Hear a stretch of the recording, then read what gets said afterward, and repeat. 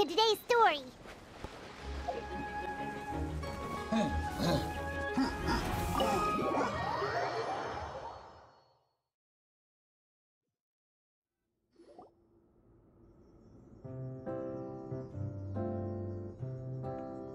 Looks like everyone's here. Now, before we begin, why don't we finish where we left off yesterday? There was an important decision to be made, yes?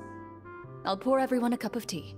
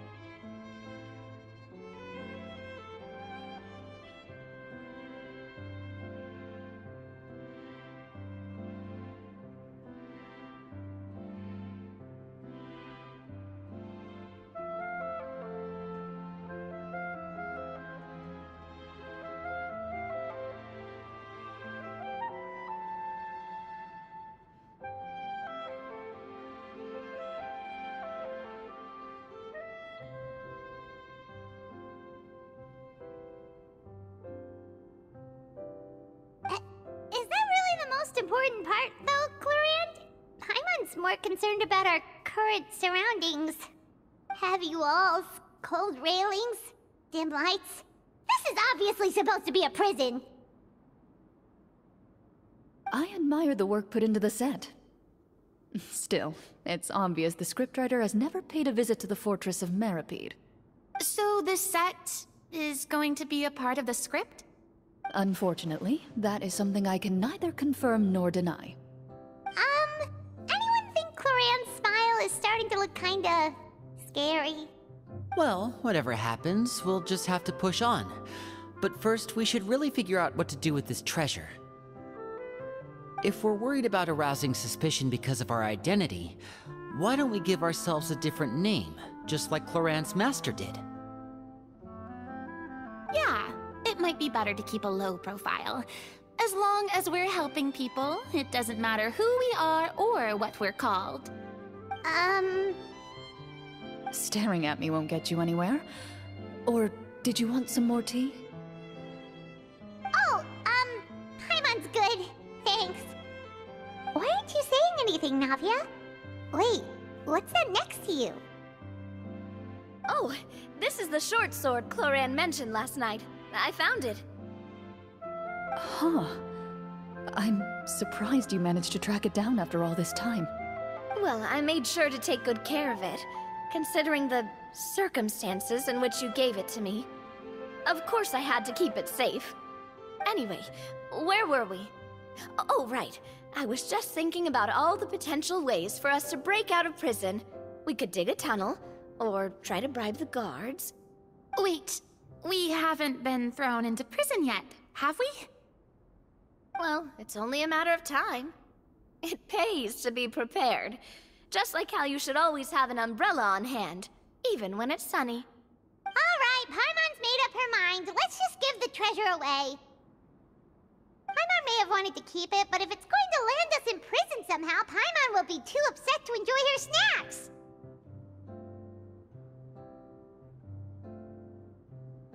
So, you've reached an agreement? All right then, we can continue with the story. Oh, and we'll collect all the scattered pieces of treasure on the ground as well. All right. You collect the treasure and make your way back to the capital with your bag of loot in hand.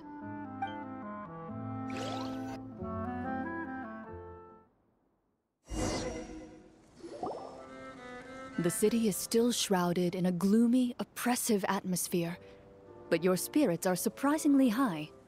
In places where sunlight struggles to reach, you generously share your wealth with the children, the elderly, and the poor in urgent need of help. Thank you, kind soul. The elderly woman's look of gratitude follows you as you walk away, her eyes never leaving your back until you move entirely out of sight. However, there's still quite a bit of Mora remaining. It appears you haven't made much progress. She's probably trying to tell us to speed this up. We need to hurry up so we can address the sorcerer problem. Should we go find that man again at the square? He seemed like a pretty responsible guy. I'm sure he knows the people here far better than us. Oh, good idea! Just as you start to make way to the square, intent on finding the man again, there's a voice.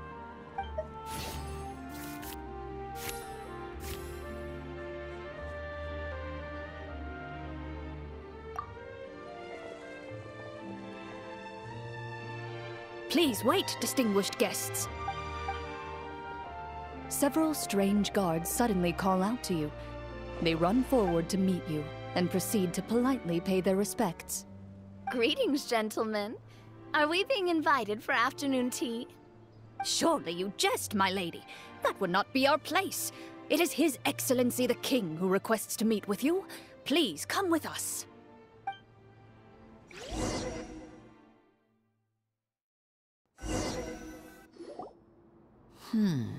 Do you think this could be a trap? Well, we have to investigate the court at some point, right? Meeting the king himself would be a fantastic opportunity to do that. I say we go for it. If something happens, we'll just turn the whole place upside down. That sounds a little intense. After a quick discussion, you nod to the guards and agree to follow. They lead you all the way to the audience hall of the palace. Gilded tables line both sides of the hall. The space itself is adorned with all manner of expensive antiques, glass shelves, and silver candlesticks. The items appear quite ordinary in size and dimension, yet their presence somehow makes the emptiness of the hall feel even more surreal and ominous. Wow, it's so luxurious! The elderly king, clad in a magnificent robe, sits upon the deep crimson throne before you. He wears above his head a majestic crown, with a gemstone the size of a bird's egg set right at the very front. As you observe it, you see a complex pattern of light reflect off its surface. Ahem! They're here, Your Majesty. A man dressed in dark clothes, likely a minister, shields his mouth with his hands and bends down to whisper a few words to the king. After a moment, he lowers his hands and stands back up. His gaze shifts to fixate on your group, but he does not move from his place at the king's side. The king does not appear entirely aware of his surroundings. The man by his side, though, we should keep a close eye on him. The king remains still and says nothing. The minister is the one who speaks. Esteemed guests, allow me to thank you for coming to our faraway kingdom. Unfortunately, His Majesty the King finds himself quite exhausted from work. So please allow me, his Prime Minister, to welcome you in his stead. I've heard tell that your group, the Marechaussee Hunters, used your exceptional ability with the sword to repel the monsters near the capital. Such a great deed deserves to be rewarded. However, seeing that I was not fortunate enough to observe such a feat with my own eyes, you'll forgive me for seeking to verify the truth by speaking to you myself. Well, we've got nothing to hide. You brought us here to talk, right? So we'll just explain what happened.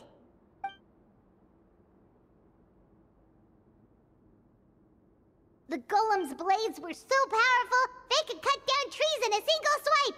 It took a lot of effort to defeat them, even for trained swordsmen like us. Well, there was enough details, right? Believe us now? Your account does indeed match those of the survivors. Since you were the ones who defeated the monsters, that must mean you are also in possession of the treasure they stole?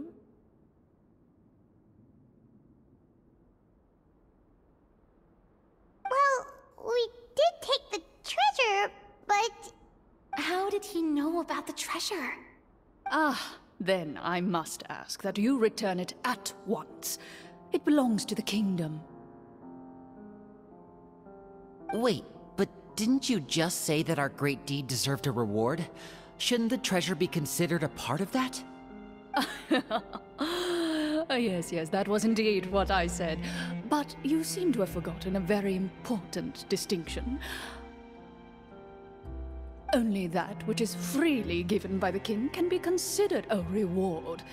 Taking the rightful wealth of a kingdom without said permission, on the other hand, is a crime. But that's completely unreasonable. Yeah, that makes no sense! If it weren't for us, the treasure would still be buried underground somewhere! Maybe so, yet the fact remains. You tried to dispose of the treasure without reporting it to the court and without receiving permission, yes? What, no answer? Surely you're not insinuating that you, a group of legendary marechaussee hunters, sought to take the treasure for yourselves? Well, what about the king? Is he just gonna let this guy talk for him the whole time? Clad in his magnificent robe, the king remains seated, with his hands resting on either side of the throne. His posture is rigid and unmoving. He stares forward with an empty look in his eyes, completely unmoved by the events before him. From the look of things, could the Prime Minister be the evil sorcerer? Or could both the King and the Prime Minister have fallen under the evil sorcerer's control? I would like to observe the number of guards stationed in the hall. The guards in the palace appear fully armed, their expressions solemn. Sensing the tense atmosphere in the room, they stand at the ready, each with a hand placed upon the hilt of their sword, as if prepared to draw their weapons and surround you at a moment's notice. Well, there goes my plan to turn the whole place upside down, I guess. It appears we've been visited by nothing more than a group of ill-intentioned imposters. What a pity. Guards, take them away and throw them in the dungeons. Before I decide your fate, however, I must first determine whether you have any accomplices outside the court. Can't we try to slip away? Or maybe start some kind of riot? But if we try to fight the guards right now... Don't worry. At least we figured out who's behind all this. Let's just play it by ear. If you're scared, Paimon, just hold my hand. Thanks, you guys.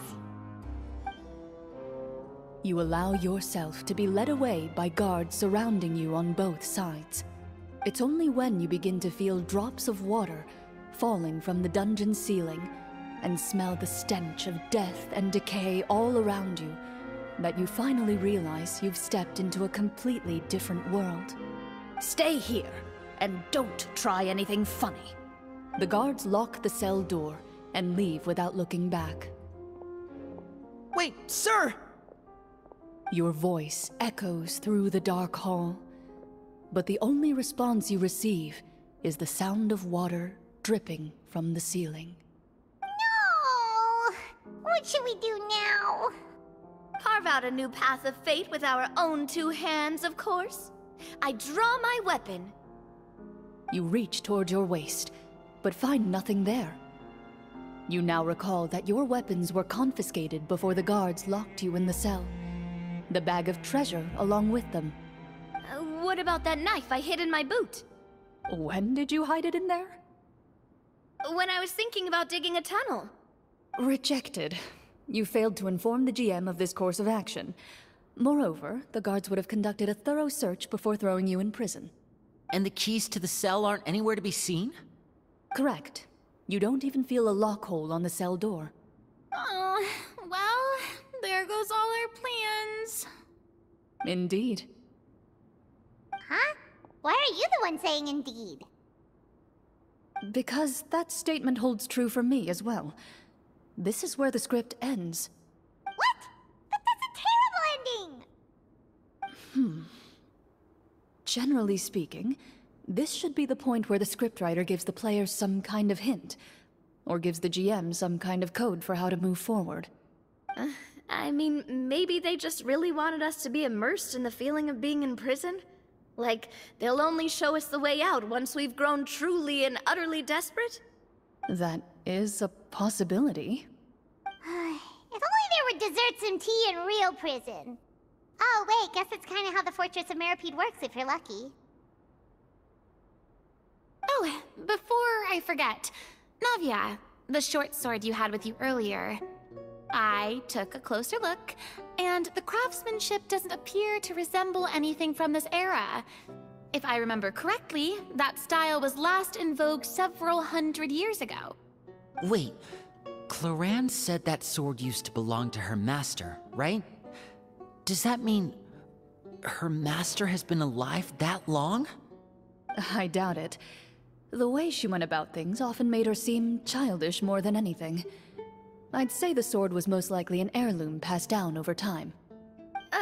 Hang on. A precious heirloom passed down to you by your master. And you gave it to me just like that? You weren't worried I might lose it? Master left many things to me when she disappeared. There was the sword, an old key, and a good amount of junk she probably just didn't want to take with her. I gave you the sword back then, because I didn't want our friendship to end. Wait, when did this happen exactly?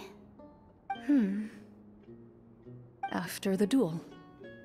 Between Mr. Callis and myself. Before that, Clorinde would have meals with us and even stay over at the Spina some days. She was on great terms with Papa as well. After the duel, though, there was a period of time where we simply didn't know how to face each other. She entrusted this sword to me, and never came back. We were both sad, and conflicted, and totally overthinking everything as a result. Whenever I looked at this sword, I couldn't help but wonder if Miss Petronia had never introduced us to each other at that picnic. Maybe part of the sadness I was feeling could have been avoided. Back then, it felt like I hadn't just lost a father, but a close friend as well. No one can change the past. The most important thing is that you two found your way back to each other and can enjoy things like this together. Yep, you're right. I'm sorry, you two. I didn't mean to bring up any sad memories. Think nothing of it. No one here is at fault.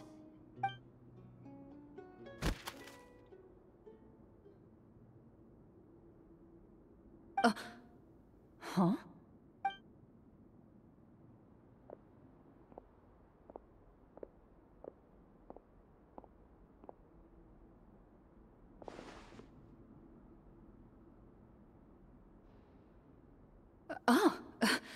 Looks like the next part of our script is here. Perfect timing. The situation was really starting to get desperate. And not just because of the prison thing. From Clorinde's face, Paimon really can't tell if it's good news or bad news.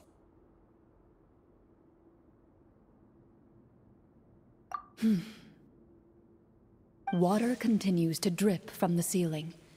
In this lightless dungeon, you lack a reliable way to tell how much time has passed. Eventually, you get used to the unpleasant odor of straw, mold, and rust, and find yourselves alternating between fits of drowsiness and despair. Suddenly, you hear footsteps outside the door. Heads up, everyone. Someone's coming. Gather close, everyone, and keep your voice down.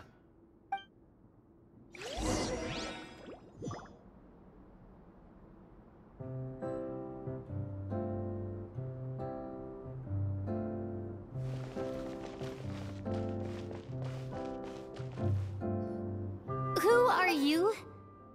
I work as a guard in these dungeons, but my true identity is the same as your own.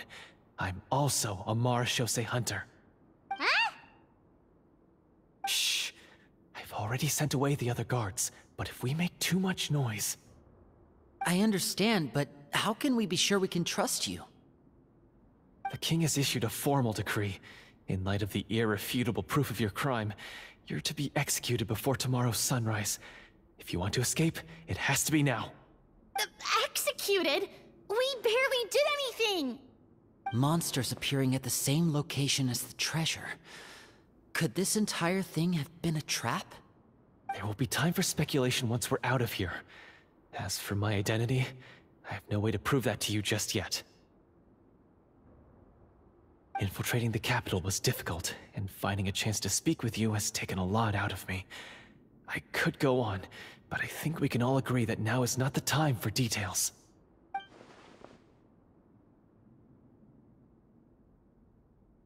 Have you seen our weapons anywhere, sir? Don't worry, I brought them with me. They're just behind the door. Still, these weapons alone won't be enough to defeat the true enemy behind the scenes. His faction is too powerful. The guards are all under his control, and he's even stationed a number of golems in various rooms throughout the palace. To defeat him, you must find a secret vault. It is said that within that vault, the Marechaussee hunters of the past left behind a treasure with the power to defeat the sorcerer. You're not coming with us? No, I'll remain in the dungeons to deal with the guards. I'll try my best to distract them so they don't go after you. As long as my identity is not revealed, I'll be able to aid you when the final battle comes. In that case, please stay safe. Thank you for your concern. I will do my utmost. As for the location of the vault, here, this map should lead you there.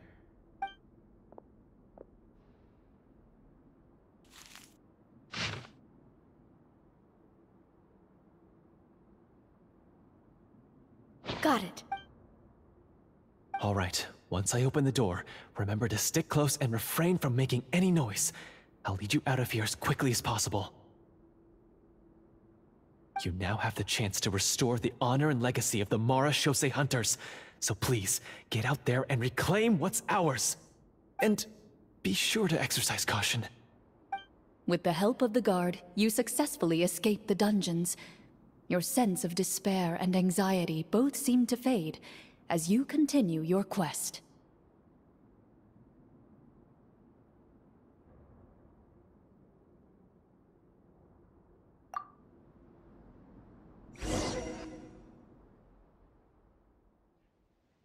Wait, we didn't get to use our skills at all while we were in prison. Who knows when we're gonna get the chance to use that cool summon spell? That is a pity, but we can only continue to move forward.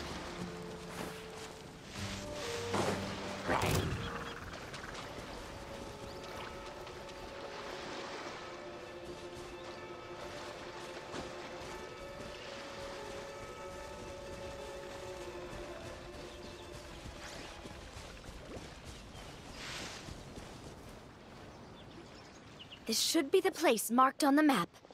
This bit of rock certainly looks suspicious. Well, I'd say an investigation's in order then. Plus, if all else fails, we can just blow it up. Wow, you really meant that!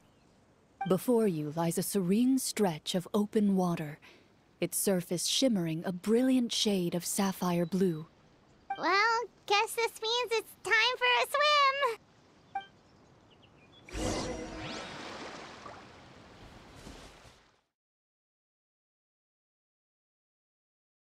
Used your exceptional